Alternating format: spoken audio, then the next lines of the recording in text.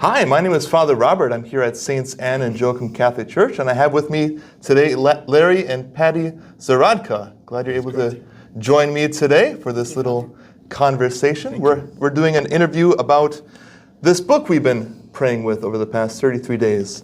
33 Days to Eucharistic Glory, sort of just a book talking about devotion to the Eucharist as we get closer and closer to Corpus Christi, which is in fact today. So they'll be able to make their consecration today, and that's a beautiful and wonderful thing. So, Larry, Patty, what'd you think of the book? What sort of struck you in the book that was meaningful? I think the thing that I took away from it was some of the things I was doing in the book, but there were probably 25 to 26 new ways that I could live with Jesus in the Eucharist and with Him giving me those graces, different ways that I could be doing that. A new lens to see the Eucharist through. Yes. Oh, wonderful. Larry, how about yourself? I think, actually, Father Luke was talking about it last night in his homily at the Saturday night Mass.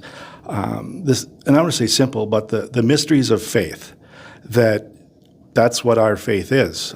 There's so many mysteries that we believe and that we know. And for me, reading the book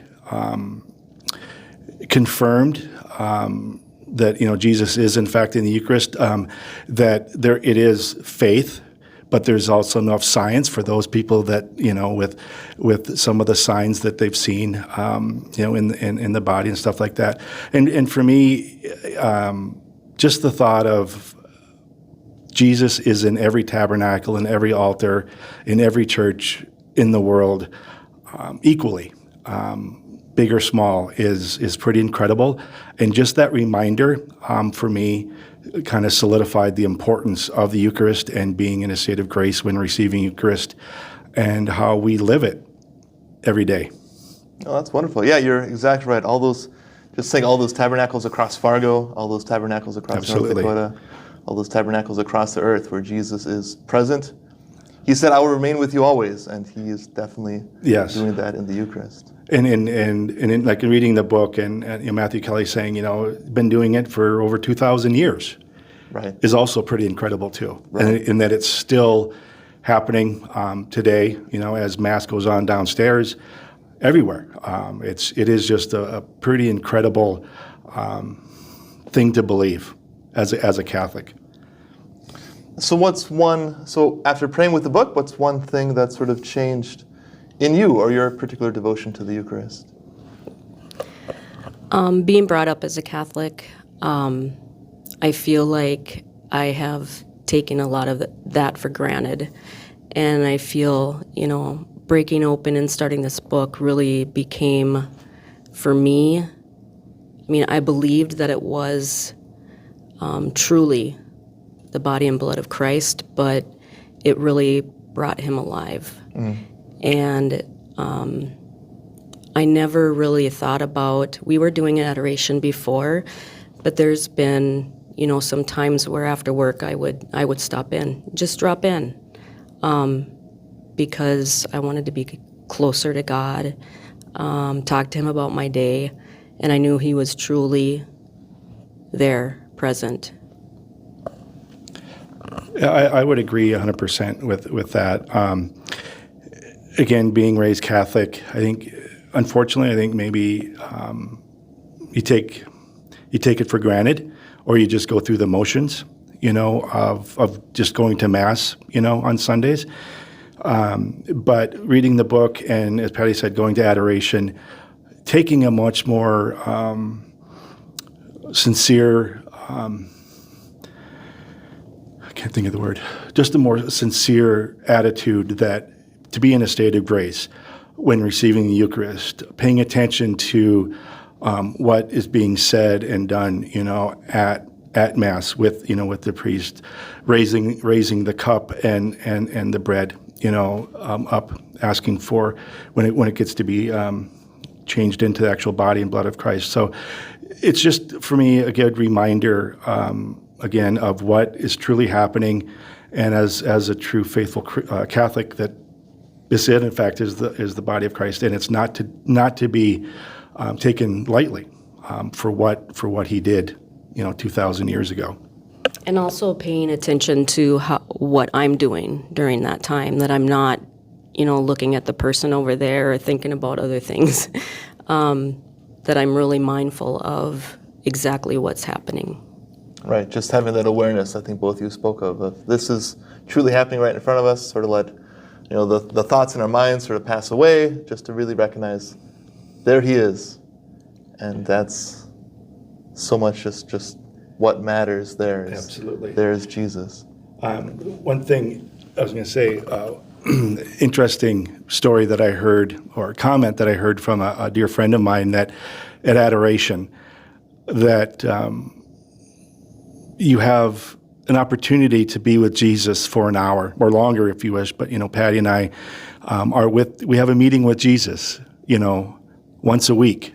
And that's pretty cool. And you would not think about being late for any other meeting. You're surely not going to be late, for a meeting with Jesus that, there could be 10, 20 people in the Adoration Chapel, but he's there for us, individually. And we can ask whatever we want or just, listen. That has really brought me closer to, I agree with Patty, is the adoration is something that is pretty special. And to have it available all week long here at St. Anne and Joachim is pretty incredible too. That is offered the opportunity for the congregation. I'm always edified by husband and wife praying together at the same time in adoration. I think that's just a beautiful image of the family together praying. Yeah, I started doing it Wednesday mornings when the fishermen looked for help doing that, and then I started doing it, and I noticed that there was an opening Monday nights, and I just simply asked Patty. I said, "If this is something that you would like to do," and she almost literally jumped at the chance. Said, "Absolutely," and we make it. It's an effort, and we every week, and we bring enough to read, or and we always talk about it, afterwards.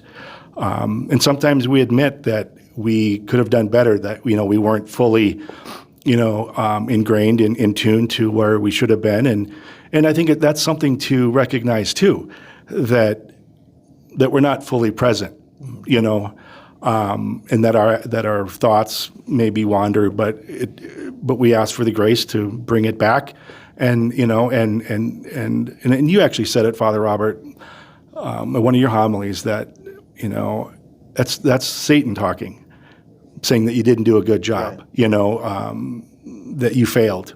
I remember you talking about that at the opening meeting about this consecration. That if you miss a day or two, don't get down on yourself, right? Because it's only good coming of it, and it's only Satan telling you that you screwed up. And for me, I think that has really helped me in growing in my faith.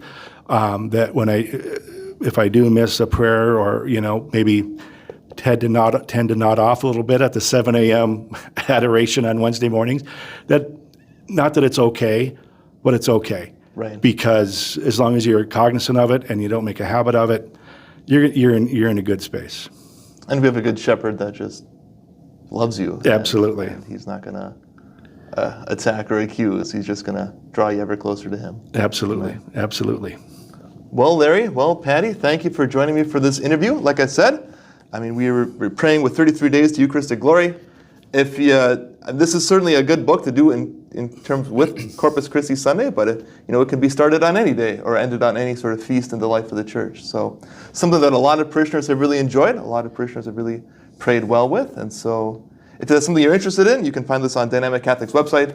We'll maybe post a link down in the description. But again, Larry, Patty, thank you for joining me today. Thank you, Father. And I hope you have a wonderful God bless day. God bless you. God bless.